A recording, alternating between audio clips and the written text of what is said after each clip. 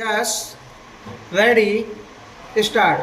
It is a strange paradox that the historian who is concerned professionally with the past plays a crucial role in the future of the society which he is studying. The historian's interest lies in trying to understand the emergence of the evolution of a society in a historical perspective, where the term society includes every aspect of a pupil's life. As a result of his investigations, the historian creates a picture of the society in his handling of the evidence from the past. He is often influenced by his own contemporary setting.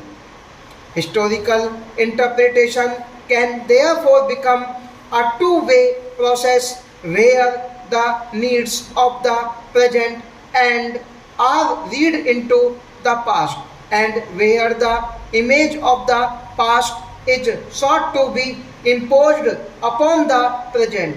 The image of the past is the historian's contribution of the future. For this image can be used by his contemporaries for political myth-making. Such political projections of a society seek intellectual justification from the theories of historians and other social scientists.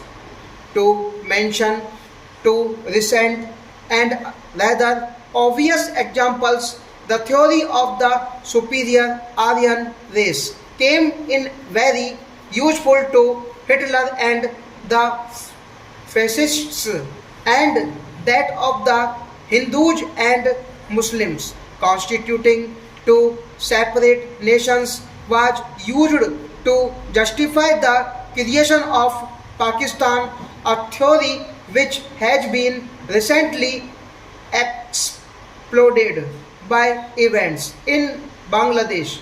Such supposed justifications impose the present on the past, and a generation is fed with distorted images.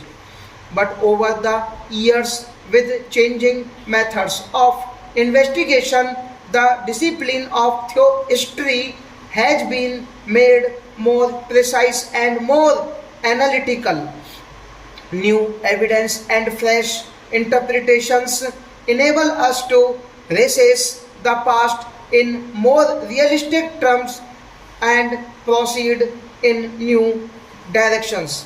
Historians too have become, as it were, self-conscious, but both about the nature of the evidence and about the social and political function which historical writing has played in the past. Knew more than ever, the historian, without compromising his scholarly integrity, has much to contribute to society. The modern writing of Indian history developed during the last two centuries.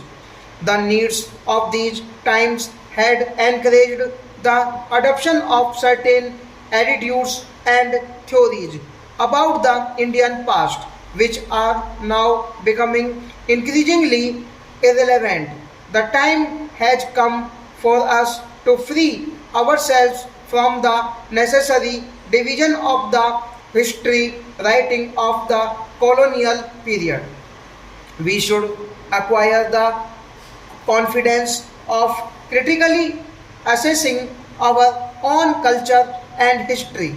It is generally conceded that the history of the colonial period in India of the last two centuries is in an unavoidable preface to an understanding of the present. It has a direct connection with the present. But I shall try in these lectures to suggest that even the more ancient part of the history of our country is relevant to the present. This can perhaps best be done by first discussing the image of the past which has so far been generally projected, and image which on occasion has led to deeply rooted prejudices in the minds of both Indians and others. I shall then indicate the kind of evidence and interpretation which is forcing historians to reconsider this image. It is still a popular belief that the Indians were a historical people and kept no records of their history.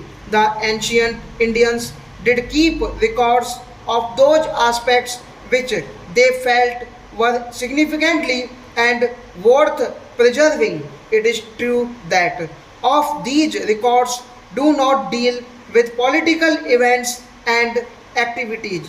They are more in the nature of legends and monastic chronicles, all legitimate constitutes of a historical tradition, but not unfortunately very useful as a description of contemporary happenings. This latter type of record developed in the period after about AD 500. Courts, chronicles, and historical biographies of considerable authenticity were maintained by the Turkish and Mughal courts, and the tradition remained alive until recent time. So when the Europeans arrived in India and began to look for histories of India, they found ample evidence on the period after about AD 1000, but the earlier centuries remained historical missing.